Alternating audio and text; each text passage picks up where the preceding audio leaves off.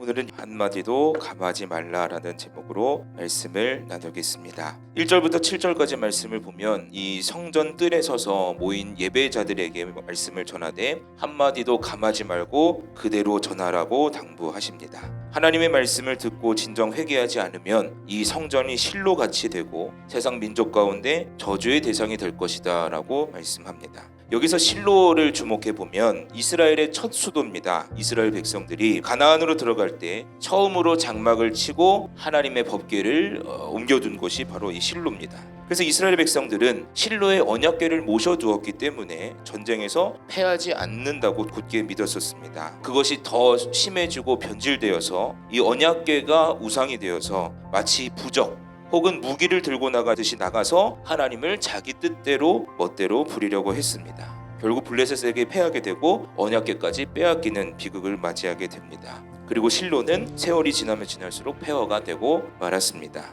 다시는 반복되지 말아야 할 뼈아픈 역사가 바로 실로에 있었습니다. 예레미야를 통해서 유다가 실로와 같이 망한다라는 말을 듣고 백성들은 경노합니다. 예레미야에게 달려들어서 붙잡고 너는 반드시 죽어야 한다라고 사람들이 달려들어 위협합니다. 그러나 그는 담대했습니다. 겁내지 않았습니다. 이 말씀을 전하기 위해서 보내신 이는 바로 하나님이시기 때문이다라고 도리어 더 담대하게 선포합니다. 이 말을 듣고 제사장들과 선지자들은 예레미야를 죽이려고 했지만 고관들은 달랐습니다. 역사를 되새기며 이렇게 하면 큰일이 나게 된다고 도리어 예레미야를 변호하게 됩니다. 몇몇 장로들은 히스기야 왕 때에 이 선지자 미가엘을 상기시킵니다. 또 다른 장로들은 과거의 일이 아니라 그 시대에 일어났던 선지자 우리아의 일을 상기시킵니다. 장로들은 이전에는 이 예언자들의 말을 듣고 부르짖어 회개했는데 지금은 벌써 한 예언자를 잡아다 죽이기까지 했다면서 또 다시 이런 끔찍한 일을 하냐면서 예를 들었던 겁니다. 그리고 마침내 사반의 아들 아히감을 통해서 그의 권세로 말미암아 예레미야가 죽음을 당하지 않도록 도움을 받습니다. 오늘 말씀은 말씀을 마주하는 우리에게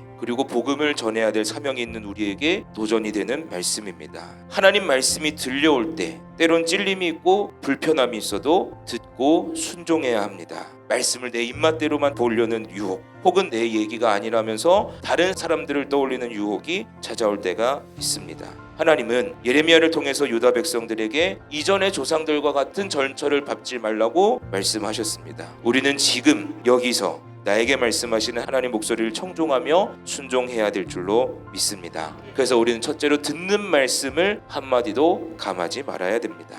또한 하나님은 예레미야에게 전하는 말씀을 한마디도 감하지 말라고 말씀하십니다. 예레미야는 살아계신 하나님을 온전히 믿고 의지했기 때문에 그 말씀대로 말씀을 절대로 강요하지 않았습니다. 그럴 때 하나님은 예레미야를 지켜주셨습니다. 오늘 소개된 선지자 우리아 역시 하나님의 경고를 전하긴 전했습니다. 그러나 그는 하나님을 두려워하기보다는 사람을 더 두려워함으로 도망을 선택했고 결국 죽음이라는 결과를 낳게 됐습니다. 복음을 전하는 우리가 듣는 사람이 불편해하고 불쾌할까봐 말씀을 내 마음대로 감해서는 안 된다는 말씀입니다. 물론 복음을 전할 때 우리가 인격적으로 무례하지 않게 전해야 됩니다. 불쾌하지 않게 전해야 됩니다. 그러나 불편한 이야기는 적당히 감추고 듣기 좋은 이야기만 하는 것과는 전혀 다른 문제입니다. 시대를 보면 동성애의 문제가 바로 그러합니다. 성경이 아무리 사랑을 강조한다고 하지만 분명히 죄는 죄입니다. 그러나 사람들이 듣기 좋으라고 눈치만 보면서 죄를 죄라고 지적하지 못한다면 이것이 바로 말씀을 감하는